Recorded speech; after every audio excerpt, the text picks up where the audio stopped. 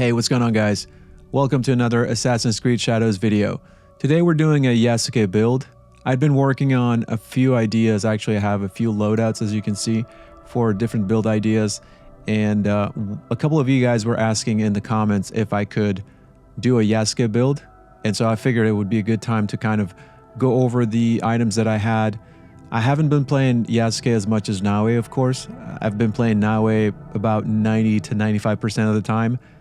And a lot of the items that I had were lower level. And so by the time I went back and looked at the builds that I'd been working on for Yasuke, they were all lower level gear. So I had to go and upgrade a few things and sort of go through everything and see what the better options were. The fact that engravings for Yasuke and Naue are basically the same, except for the legendary stuff that can't.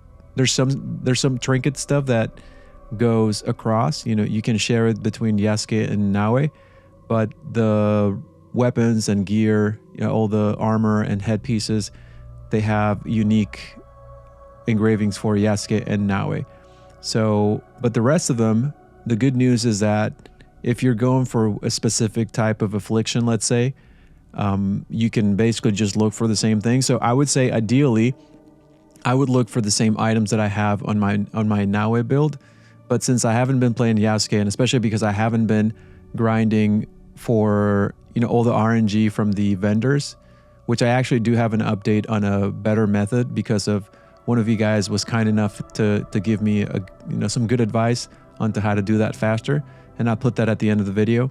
But yeah, the fact of the matter is I don't have an optimized build for Yasuke just because I haven't been going back to the vendors and just really looking for those engravings that synergize perfectly. But also, Yasuke has insane DPS, so you kind of don't need to have the most DPS as you do with Naue, especially for melee. And so my melee build for Naue really optimizes her damage output, whereas with Yasuke, you don't really have to. You can actually focus on different things, and it makes the combat a little bit more enjoyable in my opinion. But let's take a look at the gear one by one. And this is the standard build, and then you can actually change things. I'm going to give you guys options for the other weapons. You know, if in case you want to switch, in case you have a favorite weapon that I don't include in the standard build, you can just switch one out or both of them, depending on the case. But I really like the Naginata. I like the moveset a lot, and it's really effective for crowd control. If you're surrounded, you know, the skills that it comes with and all the passives and everything, they're just optimal for that kind of stuff. So I really like it.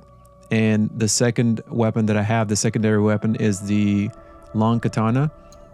And so I am very mindful this time around of not repeating engravings because of what I learned through you guys in the comments telling me that engravings don't stack. Now, before I move on to the build, I do want to say that it is very counterintuitive that you can repeat engravings on gear and the game won't give you any sign that they're not stacking. So for example, if you go to, I think AG is his name, the blacksmith at the forge. So if you go to him, and if let's say you have a katana that has the 20% damage plus 20% damage with afflictions.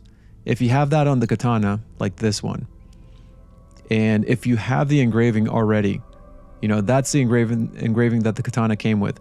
If you have that engraving and you want to put on another one of those, you won't see that engraving from your list of available engravings.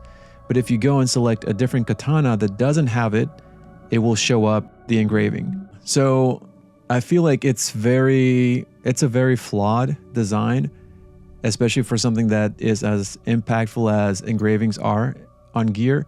So if they're not going to stack, they really should just have, the moment that you have two items with the same engraving, they should just gray one out so you know that it's not counting toward your build and your DPS.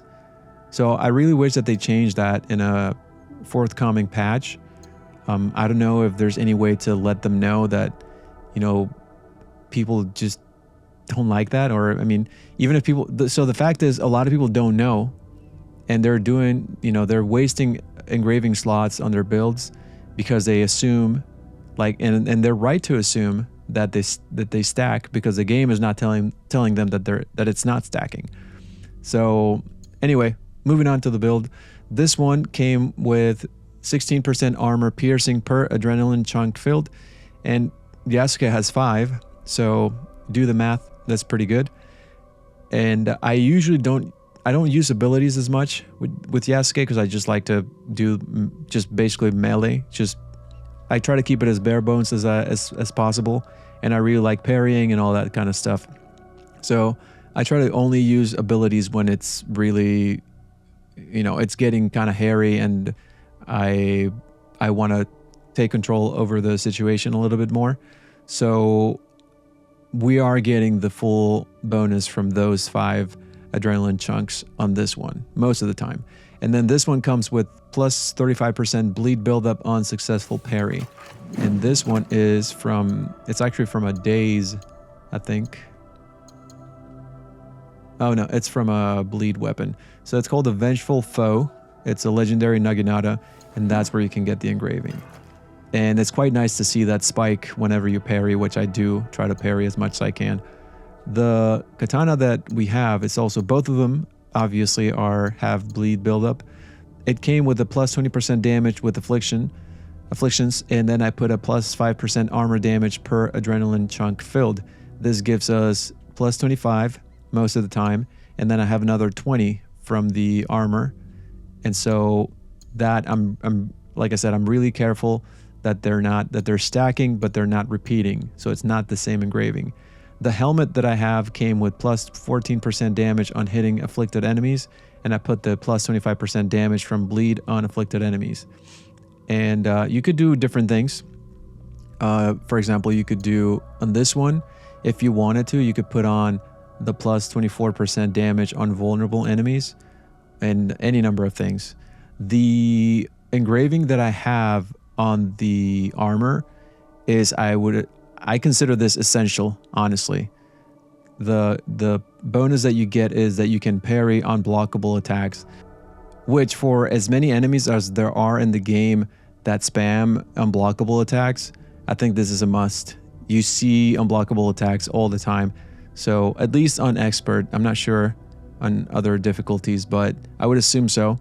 Maybe a little bit less, but this one I just never take off. No matter what the armor is, that I'm wearing, I'm always using this legendary engraving, which came from the armor of the Protector, I think it's called. Yeah, Protector's armor. It's legendary. And the trinket that we're using is the same one that we had with Naue, which is we're basically switching the engravings, but for Naue I was using the Oni's Fury, which is the one that comes with a plus 15% damage per non-legendary gear equipped. This time around I have the Masakato's Vengeance, which is the other way around. I just switched the legendary engravings. So that engraving is plus 1% damage per unspent mastery point, capped at 200. And we're currently sitting at 200 unused mastery points. So we're getting the full bonus for this engraving. And I will go over the skills that I have. I'm keeping it really bare bones. Like I said, I'm not using abilities that much. So I'm mostly just using passives and the global skills that have to do with bonuses for different types of damage, like critical. So that's what we're going with. Now there's a different version of this build, which, believe it or not, Yasuke has access to even more DPS. So if you just want to see the world burn and you play a really precise game, then this is what I would recommend you to do. So you would put on Fujin's Tempest, which gives you plus 10% damage per alerted province, and then plus 1 point is the same, and then the same Masakato's engraving, which gives you plus 1% damage per unspent mastery point. So that, what you would have to do is you go around, there's 9 provinces on the map, and so if you have a wanted state, if you alert all the provinces. That gives you a plus 90% damage, and which honestly is a pretty good challenge because Yasuke already melts enemies. So that's actually something that I'm gonna do. I started doing alerting provinces on my map. You know, you can try it for a while if you like it. Anyway, it doesn't last forever. It resets every time the season changes, so it's a good challenge, I would say. But again, you can still up the damage on this, as incredible as that might sound. And the way to do that is by putting on the Samurai Daimyo Armor of Legend, which gives you plus 75% damage at the cost of 75% of your health. And then I would leave that parry unblockable attacks engraving on. And so if you did that, you have plus 200% damage, plus 90% damage, plus 75% damage, and it's just stupid at that point, honestly.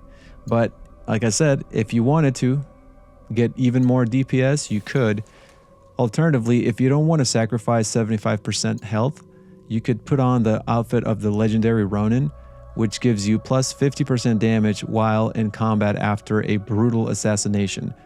This one, I wish that it gave you an icon for when the status is active, because as it is, it just tells you that while in combat after a brutal assassination. So all you would have to do is go and brutally assassinate someone and then just run around, just run rampant and then destroy things. But I don't know for how long this lasts, which is why I'm not sure that it's as viable. If it's just like 10 seconds, then probably not worth it because it's going to be super tricky to find somebody else to brutally assassinate. So, but that's another option that you would have. And at that point, it doesn't matter that you don't have the Oni's Fury, trinket that restricts your, well, where you're trying to have as little legendaries as possible. Because if you have this guy that gives you the bonus for the provinces, you're still getting 90%, which we talked about this before. Some people say that the horse counts, some people say that it doesn't, but the bonus for that at max would be 90% if you had, let's say that you had an epic trinket as well. So you could have that epic trinket and then just put on the Oni's Fury and then you get a full 90%. Obviously, it's not worth it if you have the Mascata's Revenge, because then you get 1 point per mastery, 1% damage per mastery point unspent. But even then, you're still getting 90% with this guy and not having to sacrifice the use of legendaries. So you could just put on legendaries all across your build if you wanted to. That's just something to note. But let's go and take a look at the other weapons that I recommend. So that's a long katana, that's a naginata. This is the teppo that I have. Again, this is just what I have. I still need to go to the vendors and look for specific engravings. But this is still pretty good. It comes with bleed and it comes with plus 20% armor piercing. Again, it's not repeating across the build. And then plus 20% bleed after a block. This actually comes from a days related legendary, which is the Woe's Fog. It gives you plus 20% days build up after a block. But once you put it on a bleed weapon, it switches the affliction. So that's pretty good synergy as well. For the bow, I'm going with this guy that has plus 2% critical chance per adrenaline chunk filled. Again, we're almost always getting the full bonus because we almost always have the 5 chunks filled. And then I put on these guys don't come with affliction buildup, but I put on the special ammo, instantly triggers its affliction on a headshot. So it's quite fun to trigger poison or bleed on a headshot with this guy. And that one comes from the Last Breath legendary bow. And what's the last thing is the teppo. So the teppo that I have is this guy. Comes with plus 52% armor damage with headshots, which again synergizes with the armor damage that we have on some of the other items. And then the bullets ricochet to nearby enemies, which that one comes from the hero's message. And that is all the weapons and all the gear. Now let's take a look at the skills that we have. So this one, the power dash, you can't like reset, you can't get the mastery points because this one comes pre-unlocked. So you can't get rid of this. I try to get rid of as many things as I could. Riposte is something that I kept because I was already at 200%. So it's just, I actually think this is really nice. It's like a reverse parry, if you will. So you block and release instead of pushing or pressing the button when you want to parry. So it's like a sort of inverse parry, but it's pretty cool and I really like it. And it also gives you 100% critical chance if you do it during a flurry attack. Then the sheathed attack I really like. It's really powerful, so I kept that. It's a passive, and this is an ability that I use randomly, but not really that much. Then we are getting this passive that gives us 9% damage with melee weapons, and this one that gives us armor damage 18% with melee. And then from the Naginata skill tree, we're going with the far reach all the way, unlocked all the way up to fatal reach for the bonuses, you know, to attack enemies from a distance. And then we're getting the damage from it's 15% damage from hitting multiple enemies. And then this one, combo enders, damage increased by 24%. And then this one, armor piercing, 12%. And actually I did keep this ability because I really like it. Especially it's useful to deal with the, I'm calling them airstrike samurai. You know, the ones that have the little fan that call the rain of arrows. Those guys are super annoying because they'll immediately block every attack. And you know, it's just when you're in the heat of battle, it's really annoying to try to break their posture when you're surrounded and there's no time to do that. So I usually save this ability for those guys specifically. And then this passive, which is the whirlwind, which I really like. If you combo it all the way to the end, you get this downward smash. Like you come down with the Naginata and just kind of smash down on people. It looks really cool. So that's what I'm going with for Naginata. Obviously, I'm not really using the rest of the weapons, so you could assign and unassign things depending on what you're using to your preference, but these are the global passives, the global skill bonuses that we're getting. So this one, combo enders increased by 12% damage, and then this one increased damage with abilities by 9%. Nope, wrong one. And then from the samurai tree, it's basically the most important thing is the chunks, because we do have some gear that gives us bonuses for chunks filled. And then the bull rush is already unlocked by default. I love the war kick. It's probably my favorite Yasuke move. So I just unlocked it all the way up, and also because I'm already at 200, so at that point it's just you pick whatever you like. This guy, link attack, can also be cool if you're trying to be a little bit more creative. Then this one, increased damage per filled adrenaline chunk by 6%. And then from the bow, we're unlocking all the ammo. So we have max ammo. And then this one that gives us crit damage 12%. And then we're using this staggering blast for when we use the bow, which is not that often. And the Kyoto Master I actually really like because it rewards precision when aiming. It's kind of like if you played Neo, which I played a little bit, but it reminds me of the key pulsing. Again, I can't play those games because I don't like the way that characters are animated, but I did play a little bit before I completely wrote it off. And I do like their combat, I just can't deal with the graphics and the animations. But anyway, it's similar to key pulsing if you are familiar with that. And then all the ammo affliction types unlocked. And that's basically it for the skills.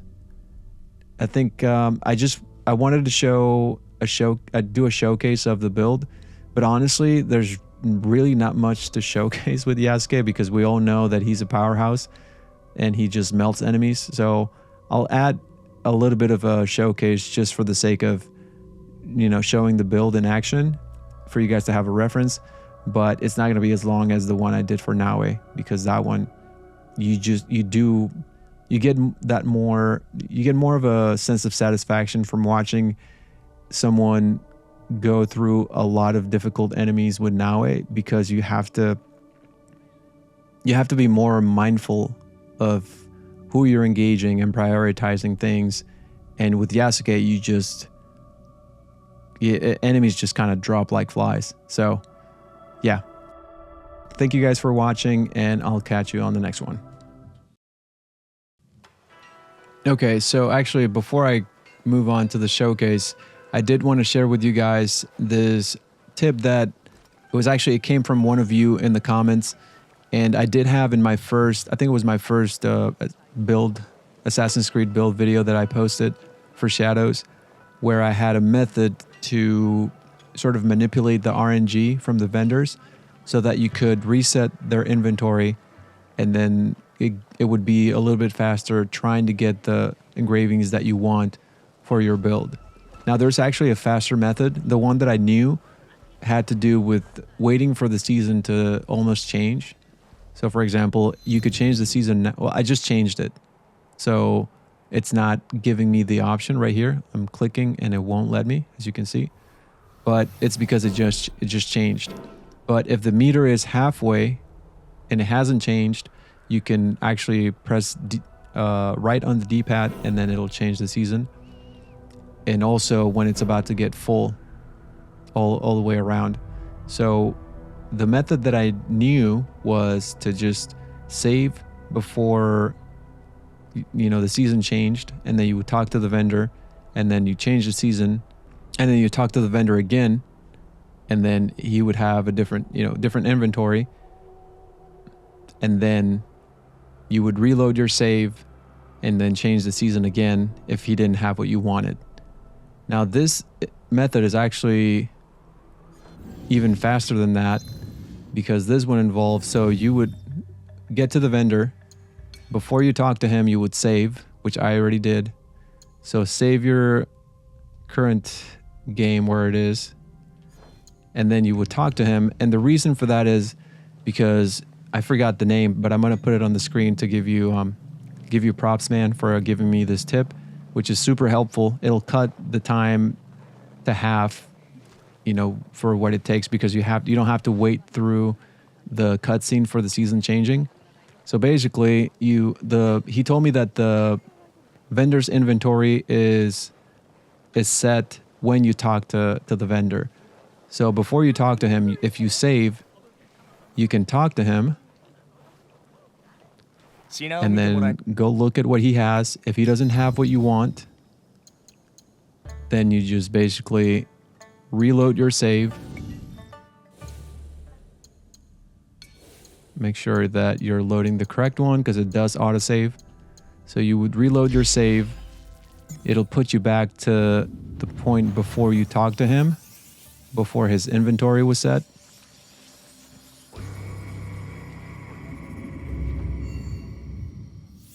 And then you talk to him again, and he has different inventory.